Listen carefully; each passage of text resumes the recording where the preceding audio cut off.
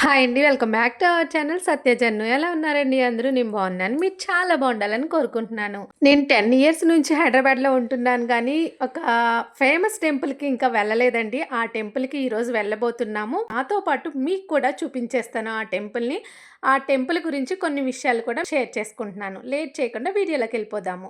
నేనెక్కడికన్నా బయటకి వెళ్ళాలంటే ఇంట్లోనే కుకింగ్ కంప్లీట్ చేసుకున్న తర్వాతే వెళ్ళిపోతాము. ఎందుకంటే తర్వాత ఏ టైంకి వచ్చినా గానీ ప్రాబ్లమ్ ఏమి ఉండదనమాట. అఫ్‌కోర్స్ బయటైనా తినొచ్చు కానీ అప్పుడప్పుడైతేనే బావుంటుంది కదా! దట్టు మా ఇంట్లో స్వామి కూడా ఉన్నారు. ఇంక బయట ఫుడ్ కానీ ఏది తినకూడదు కదా! సో, ఇంట్లోనే ప్రిపేర్ చేసుకొని బయలుదేరుతామనమాట. సో, దానికోసం ఏమేం రెసిపీస్ అంటే బీరకాయ, పెసరపప్పు కర్రీ. ఆ బీరకాయ పైన తొక్కుంటుంది గదా! అది పాపం ఫీల్ అవుతది గదా! తినకపోతే. సో, అందుకని దాన్ని పాడేస్తున్నామని ఫీల్ అవుతదని చెప్పేసి దాంట్లో పచ్చిమిర్చి, టమాటాసు, కరివేపాకు వేసేసి చట్నీగా అయితే పెట్టేసుకుంటాము. ఇంకా కర్రీ వచ్చేసి బీరకాయ, పెసరపప్పు. ఇంకా అందులో ఏమి యాడ్ చేయనండి. కొన్ని కొన్ని కర్రీస్ ఏంటంటే అన్ని మసాలాలు యాడ్ చేస్తే మాకిష్టం ఉండదనమాట. వాటి ఫ్లేవర్ అనేది తెలుస్తూ ఉండాలి. ధనియాల పౌడర్, అల్లం వెల్లుల్లి పేస్ట్ ఇవన్నీ యాడ్ చేసేస్తే దాని రియల్ ఫ్లేవర్ ఉంటుంది గదా!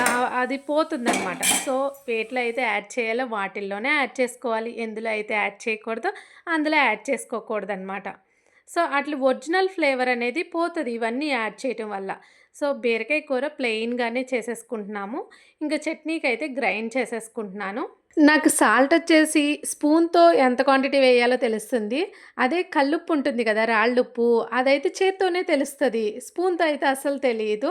చేతిలోనే వేసుకొని వేస్తే ఎంత వేసానో అనేది అర్థమవుతుందనమాట.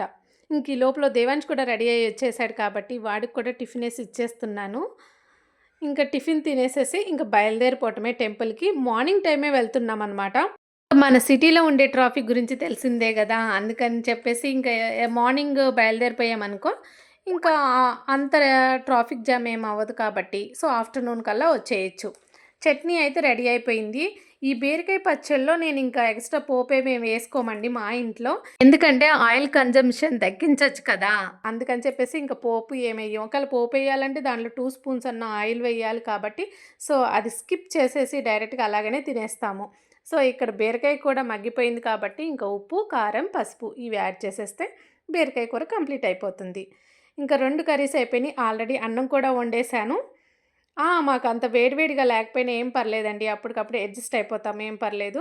సో, పెరుగు, చట్నీ, రైసు, కర్రీ చాలు. ఇక్కడ పెరుగు బౌల్‌లో తోడు పెట్టుకుంటే సరిగ్గా తోడుకోవట్లేదండి. కొంచెం చలి వల్ల. సో, అందుకే నేను ఇలా బరెన్‌లుంటాయి గదా! వాటిలోనే తోడు పెట్టుకుంటే చక్కగా తోడుకుంటది. పాపం ఇంతసేపు వర్క్ చేసింది గదా! కొంచెం టచప్ ఇచ్చేస్తే కిచెన్‌కి హ్యాపీగా ఉంటది. దాన్ని చూసి మనం కూడా హ్యాపీగా ఫీల్ అవ్వచ్చు. ఫుడ్ పార్టికల్స్ ఏమన్నా పడుంటాయి కదా! మనం వండినప్పుడు. సో, అవన్నీ రిమూవ్ చేసుకుంటే చూడటానికి బావుంటుంది కిచెను. నాకు కూడా వంటంతా అయిపోయిన తర్వాత ఒకసారి క్లీన్ చేసుకోవటం అలవాటయిపోయింది. అలా వదిలేసానంటే నేను ప్రశాంతంగా ఉండను ముందు. సో, ముందు కంప్లీట్‌గా క్లీన్ చేసేసుకుంటే తర్వాత ఏ పనైనా చేసుకుంటాను. ఇంక వంట అయిపోయింది. కిచెన్ క్లీనింగ్ అయిపోయింది. ఇప్పుడు నేను కూడా కొంచెం టచప్ ఇచ్చుకోవాలి కదా! సో, త్వరగా రెడీ అయిపోయి మనం టెంపుల్‌కైతే వెళ్ళిపోదాము. ఈ ముగ్గు నేను చిన్నప్పుడు నేర్చుకున్న ఫస్ట్ ముగ్గండి. ఏముంది గీతలు అలా ఇలా కలిపేయటమే కదా! ఈజీగా ఉంటుంది. ఇంక అందరం కలిసైతే టెంపుల్‌కైతే బయలుదేరిపోతున్నాము. ఇప్పుడు మేము వెళ్తుంది ఉజ్జయిని మహంకాళి టెంపుల్ సికింద్రాబాద్‌లో ఉంది కదండీ! ఆ టెంపుల్‌కైతే వెళ్తున్నాము. ఇప్పటి వరకైతే ఒక్కసారి కూడా వెళ్ళలేదు అక్కడికి. చాలా మందికి ఈ టెంపుల్ గురించి తెలిసే ఉంటుంది. వెళ్ళే ఉంటారు. సో, నేను ఇప్పుడు వెళ్తున్నాము. ఆషాఢ మాసంలో మూడో ఆదివారం ఇక్కడ బోనాలు బాగా చేస్తారండి.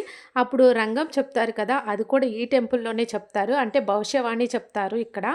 ఆషాఢ మాసంలో జరిగే బోనాలలో. టెంపుల్ గురించి కొంచెం బ్రీఫ్‌గా అయితే చెప్పుకుందాము. ఈ ఉజ్జయిని మహంకాళి అమ్మవారు అసలెలా వచ్చారు అంటే, అప్పట్లో మనకి కలరా, మశూచి, అమ్మవారు ఇలా బాగా వస్తుండేవంట. అప్పుడు అప్పయ్య గారు అని ఆయన కొన్ని వంశస్థులు కలిసి అమ్ ఉజ్జయినిలో ఉన్న అమ్మవారికి మొక్కుకున్నారంట. ఇవన్నీ తగ్గితే మిమ్మల్ని తీసుకొచ్చి ఇక్కడ పూజించుకుంటాము అని మొక్కుకుంటే, ఇంకా అప్పటినుంచి ఆ కలరా, మశూచి అవన్నీ తగ్గిపోయినాయంట. ఇంకా ఆ మాట మీద ఆ అప్పయ్య గారు ఇంకా మిగతా వంశస్థులు కలిసి ఉజ్జయిని నుంచి ఈ అమ్మవారిని తీసుకొచ్చి ఇక్కడ ప్రతిష్ఠించారు.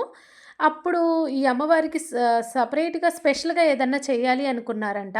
అప్పట్లో మనకి వేసవికాలం వెళ్ళిపోయి గ్రీష్మ ఋతువు వస్తున్నప్పుడు ఆషాఢ మాసంలో ఏదైనా జాతర చేద్దాము అనుకున్నారంట. దాన్నే లష్కర జాతర అని స్టార్ట్ చేశారంట. ఇంక అప్పటి నుంచి బోనాలు ఇవన్నీ జరుగుతూ వస్తున్నాయి. ఇంక ఇక్కడ బోనాలు ఆషాఢ మాసంలో మొదటి ఆదివారం ఎదుర్కోలు అందుకుంటారంట. పుట్టింటి నుంచి వస్తుంది. 15 రోజులు అలా గ్రామంలో సంచారం చేస్తారంట. మూడో ఆదివారం తెల్లవారుజామున 4:05 నిమిషాల నుంచి స్టార్ట్ అవుతుందంట. అలాగా డే సోమవారం వరకు జరుగుతూనే ఉంటుందంట. బోనం ఎత్తుకుంటారు కదా, ఆ కుండలో మొదటి కుండలో అమ్మవారికి ప్రసాదం పాల పొంగలి, రెండో కుండలో పెరుగు, పసుపు, కుంకుమ, కళ్ళు, వేపాకులతో ఉంటుంది. ఆ పైన మూడో దానిపైన అఖండ దీపం అనేది వెలిగించుకొని బోనం ఎత్తుకొని అమ్మవారి గుడికి తీసుకొస్తారు. అప్పుడు ఒక జోగిని స్త్రీ భవిష్యవాణి చెప్తారు అక్కడ. పచ్చి కుండపై ఆ రంగం చెప్పే ఆవిడ నుంచొని భవిష్యవాణి చెప్తారంట. పచ్చి కుండ పైన ఇంకా అమ్మవారు వెళ్ళిపోయిన తర్వాత ఆ కుండ అనేది పగులుతుందంట. అది అక్కడ మాత్రం జరుగుతుందంట. చాలా బాగా చేస్తారు. ఈ అమ్మవారి టెంపుల్ గురించి నాకు తెలిసిన కొన్ని విషయాలు మీతో కూడా షేర్ చేసుకోవడం నాకు చాలా ఆనందంగా ఉంది. ఇక్కడ టెంపుల్ చిన్నగానే ఉంది లోపల. ఆ సైడ్‌గా ఇంకా హాలు ఇంకొక 2 గుడులు కూడా ఉన్నాయి. ఈ మధ్యలో చెట్టు కూడా ఉంది. ఆ చెట్టుని ఏమాత్రం డిస్టర్బ్ చేయకుండా లోపల నుంచే కన్‌స్ట్రక్షన్ చేశారండి. ఈ లోపల ఆ హాల్‌లో నుంచి లోపలికొస్తే ఇక్కడ అద్దాల గదిలో అమ్మవారున్నారు. ఇది మొత్తం హాల్ అండి. ఈ ప్రాంగణమంతా హాలు. హోమాలు, పూజలు అవన్నీ చేస్తారనుకుంటా ఇక్కడ. ఆ అమ్మవారి టెంపుల్ లోపల నుంచే రావచ్చు. ఇలా లోపలగా వస్తే ఇక్కడ ఈ అమ్మవారి టెంపుల్ ఉంటుంది. ఇంకా పక్కకి అందులోంచి పక్కగా వస్తే గనక వీరభద్ర స్వామి సహిత మహాకాళేశ్వర స్వామి ఉంటారు. ఇక్కడ గోశాల కూడా ఉందండి. ఆ పక్కన ఈ టెంపుల్ పక్కన గోశాల ఉందన్నమాట.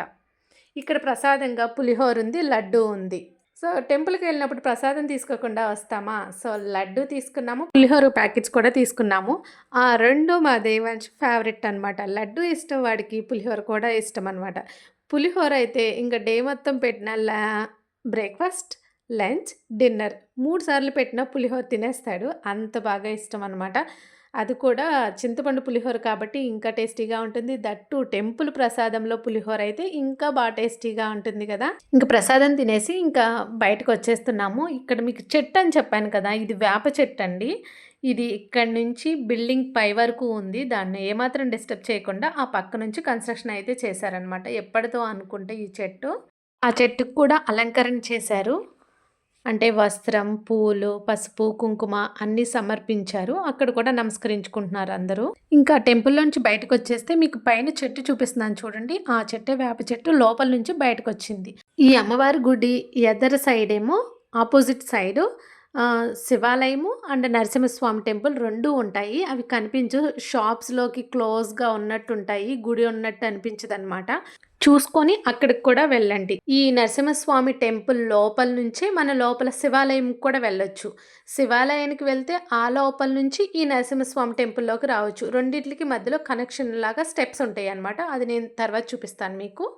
నరసింహస్వామి, కృష్ణ అవతారాలు ఉంటాయి ఈ టెంపుల్‌లో. ఈ లోపల నుంచే ఇక్కడ ఈ స్టెప్స్ ఉన్నాయి కదా, ఈ స్టెప్స్‌లోంచి కిందకి వెళ్తే మనకి శివాలయం ఉంటుంది, శివలింగం ఉంటుందన్నమాట. అక్కడ అభిషేకాలు అవన్నీ చేసుకుంటారు. ఇక్కడ ఈ 3 టెంపుల్స్ దగ్గరగానే ఉంటాయి. ఇవి అయిపోయిన తర్వాత మేము ఇంకొక టెంపుల్కి కూడా వెళ్ళాము. ఆ టెంపుల్ అయితే మాకు చాలా స్పెషల్ అనమాట. అది ఏ టెంపుల్ అనేది నెక్స్ట్ వీడియోలో మీకు చూపించేస్తాను. వీడియో మీకు నచ్చితే లైక్ చేయండి. మర్చిపోకుండా నా ఛానల్ని సబ్స్క్రైబ్ చేసుకోండి. Thank you for watching.